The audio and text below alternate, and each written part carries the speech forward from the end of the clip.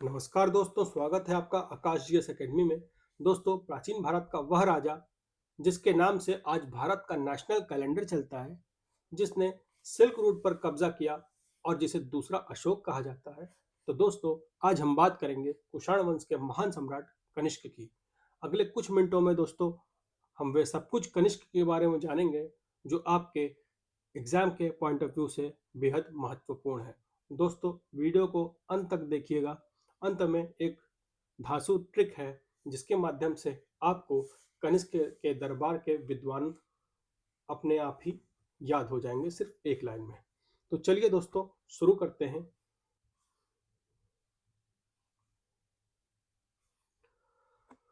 दोस्तों, कनिष्क के बारे में जानते हैं। वंश और राज्याभिषेक देख लेते हैं सबसे पहले। दोस्तों, कनिष्क कुषाण वंश का सबसे प्रतापी राजा था और उसने दोस्तों 78 ईस्वी यानी कि 78 एडी में अपना राज्याभिषेक करवाया था। इसी उपलक्ष्य में उसने शक संवत चलवाया था जो आज भारत का राष्ट्रीय कैलेंडर है। तो दोस्तों, जो भारत का राष्ट्रीय कैलेंडर है वो शक संवत पर ही आधारित है। साम्राज्य का विस्तार की बात करें तो उसका साम्राज्य उत्तर में दोस्तों मध्य एशिया यानी कि उज्बेकिस्तान ताजिकिस्तान से लेकर के दक्षिण में विंध्य पर्वत तक और पूर्व में पाटलिपुत्र बिहार तक फैला हुआ है। चलिए मैप में देखते हैं। ये दोस्तों, ये देखिए मध्य एशिया, जो बैक्ट्रा लिखा हुआ है मध्य एशिया यही है, उज्बेकिस्तान और ताजिकिस्तान। और दक्षिण में दोस्तों आ जाएंगे इस तरफ, तो यहाँ पे आ जाएगा विंध्य पर्वत की श्रेणियां, यहाँ तक इसका विस्तार था दोस्तों, इसके साम्राज्य का विस्तार था। और ये पाटलिपुत्र है, आज का जो बिहार है, ये ये इसके साम्राज्य की पूर्व की सीमा थी दोस्तों। अब बात करते हैं दोस्तों इसकी राजधानियों की, कि कनिष्क की राजधानियां कौन कौन सी थी। पहली राजधानी दोस्तों जो कनिष्क ने बनाई थी वो पुरुषपुर थी, जो वर्तमान का पेशावर और पाकिस्तान है। और दूसरी राजधानी की बात करें तो दोस्तों मथुरा उत्तर प्रदेश है। ठीक है। तो नेक्स्ट है धर्म और चौथी बौद्ध संगीति के बारे में बात कर लेते हैं। तो दोस्तों कनिष्क जो है बौद्ध धर्म की महायान शाखा का महान संरक्षक था। उसी के संरक्षण में कश्मीर के कुंडल वन में चौथी बौद्ध संगीति आयोजित हुई थी, जिसकी अध्यक्षता दोस्तों वसुमित्र ने की थी। इसी समय बौद्ध धर्म हीनयान और महायान में विभाजित हो गया। तो यहाँ से कुछ फैक्ट्स आपके एग्जाम के पॉइंट ऑफ व्यू से बहुत ही महत्वपूर्ण हैं, जो आपके एग्जाम में बार बार आता है कि कनिष्क जो है बौद्ध धर्म की कौन सी शाखा का संरक्षक था। ये पहली बात तो हो गई, ये महायान शाखा का संरक्षक था। और इसी के समय यानी कि चतुर्थ बौद्ध संगीति दोस्तों एक क्वेश्चन में पूछा जाता कि कब हुई थी, तो कनिष्क के काल में हुई थी। और उसकी अध्यक्षता किसने की थी, तो वसुमित्र ने उसकी अध्यक्षता की थी। तो अब रेशम मार्ग की बात कर लेते हैं दोस्तों। सिल्क रूट, कनिष्क इतिहास का वह राजा है जिसने प्रसिद्ध सिल्क रूट पर अपना पूर्ण नियंत्रण स्थापित किया था। यह भी क्वेश्चन बन चुका है। चीन से रोम जाने वाले व्यापारी जो जो है दोस्तों, वो भारी कर वसूलता था उनसे, और जिससे कुषाण साम्राज्य अत्यंत समृद्ध हो गया था। अब कला और संस्कृति का स्वर्ण काल माना जाता है इसे दोस्तों, कनिष्क के काल को। तो कनिष्क के समय में ही मूर्ति कला की दो महान शैलियों का जन्म हुआ था। ये क्वेश्चन मोस्ट इंपॉर्टेंट है दोस्तों। ये यूपीपीएससी, ये यूपीपीएससी और यूपी ट्रिपल एससी का फेवरेट क्वेश्चन है। ये क्वेश्चन कई बार आ चुका है कि मूर्ति काल की दो महान शैलियों का जन्म किसके काल में हुआ था। चार ऑप्शन देगा, इसमें से एक ऑप्शन सही कनिष्क वाला ही होगा।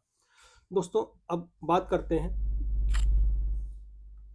गांधार शैली की। यूनानी प्रभाव वाली बुद्ध मूर्तियां दोस्तों गांधार शैली से संबंधित हैं, और ये कनिष्क के समय ही शुरू हुई थी। दूसरी है दोस्तों मथुरा शैली, शुद्ध भारतीय शैली जिसे कहते हैं। मथुरा शैली दोस्तों शुद्ध भारतीय शैली है। और गांधार शैली की बात करें तो दोस्तों ये जो मूर्ति बनी हुई है ये गांधार शैली की मूर्ति है। और ये जो मूर्ति बौद्ध प्रतिमा जो बनी हुई है दोस्तों, ये मथुरा शैली जिसे शुद्ध भारतीय शैली भी कहते हैं। तो इन दोनों का जो दोस्तों जन्म हुआ था, इन शैलियों का जो जन्म हुआ था वो कनिष्क के काल में ही हुआ था।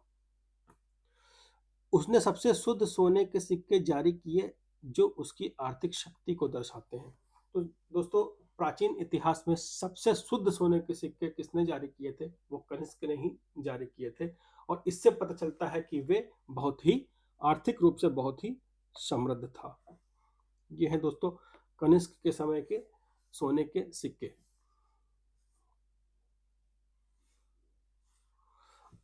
अब दोस्तों ट्रिक देखते हैं क्या है।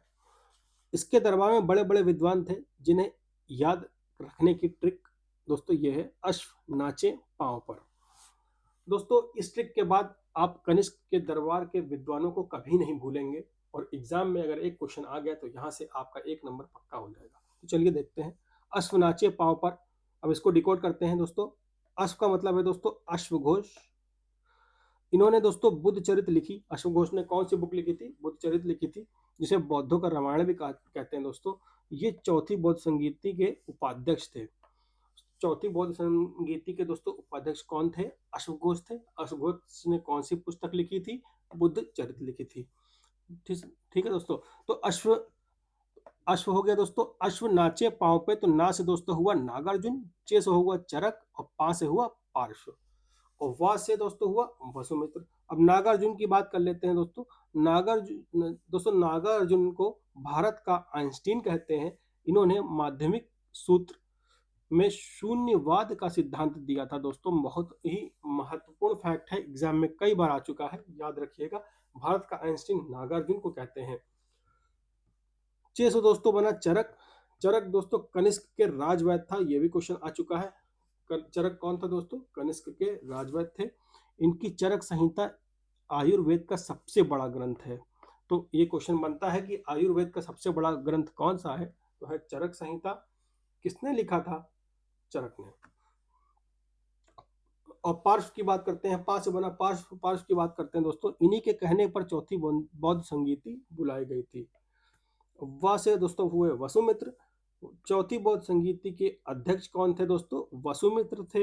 इन्होंने महाविभाज सूत्र लिखा है। ये इंपॉर्टेंट क्वेश्चन है, ये भी आ चुका है और आगे भी आने की पूरी संभावना है दोस्तों।